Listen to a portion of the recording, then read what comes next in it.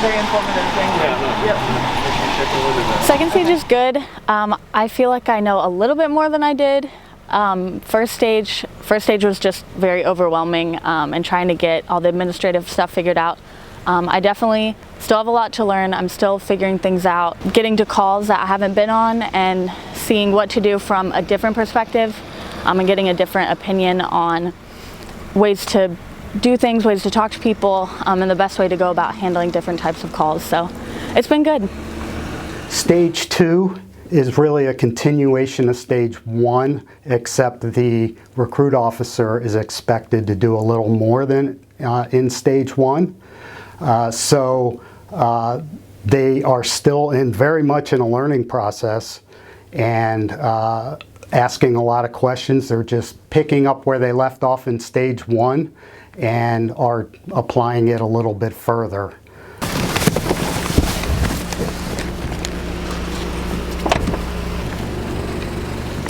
Hello. Hello. I'm Officer McNulty with Chesterfield Police. I pulled you because you drove through that stop sign back there. Oh, wow. Do you have your license and registration with you? I do. It's in my pocket. Okay.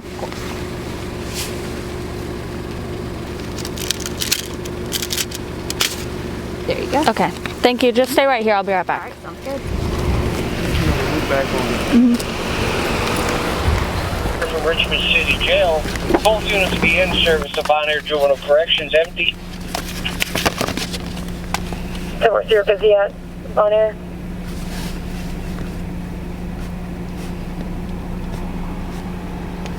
All right, ma'am. So I did write you a summons for disregarding the stop sign. Okay. This is your information over here.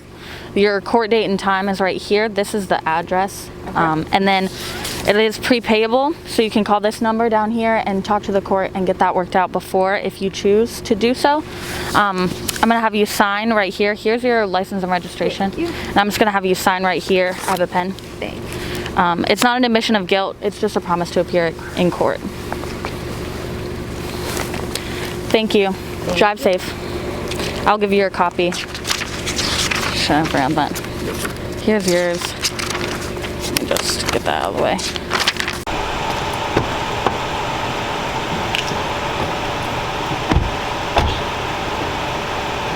Adults, you want to consider hate? Is it possibility that it's a crime? The FTO manual, in effect, is the Bible for law enforcement. Going through certifications, it is itemized for certain tasks that are brought on by DCJS that officers need to be able to know how to do in order to be a standalone officer at the end of field training. So they're all critical tasks. They're standardized, decided by DCJS. At the beginning of the day of production, while meeting for the first time, Officer Clark and his FTO are dispatched to a panic alarm activation at a local doctor's office. Keep your head on a swivel.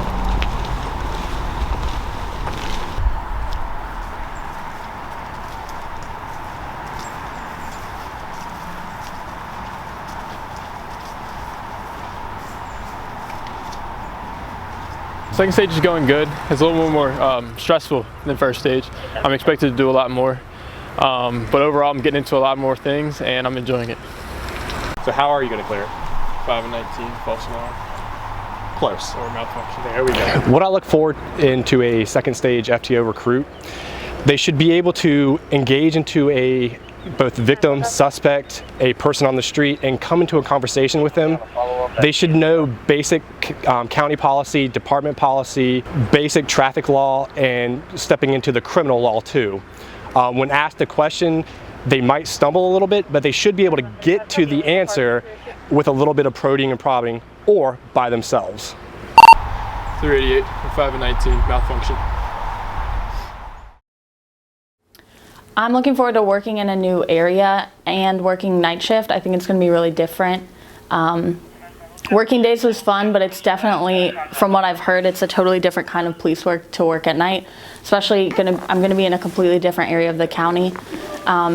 So I feel like there's going to be a lot of different things that I'm going to see that I haven't gotten the opportunity to see yet, and I'm going to get to go to a lot of different calls that I haven't been able to experience, so I'm excited. I've gotten a lot of experience at second stage. I've gotten into more criminal, I guess, acts. I got into a foot pursuit actually my very first night. Almost got into a vehicle pursuit the other night, but overall it's just been a lot more intense and a lot more on me than first stage.